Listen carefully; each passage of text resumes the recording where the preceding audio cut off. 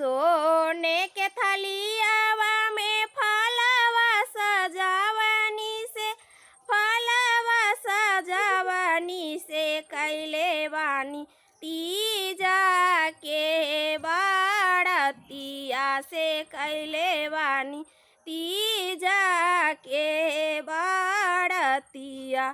तीजे पूजिए हम जाइब मंदिरवा, हम जाइब मंदिरवा हे कैले बानी तीजा के बाड़तिया से कैले बानी तीजा के बाड़तिया। पूजिए उजिए हम भैली समतुलवा, हे भैनी समतुलवा की मांगी लिह शिवा से आशीषिया की मांगी लिह शिवा से आशीषिया।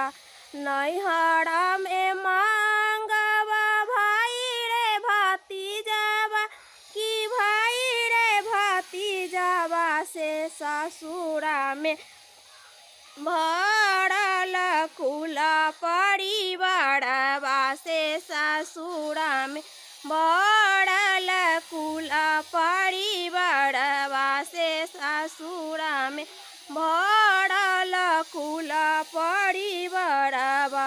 अपना ला मांगवा अवध सिन्होरवा से, अवध सिन्होरवा से जनम जनम तक रही से नूरवा से जनम जनम तक रहे सोहागवा।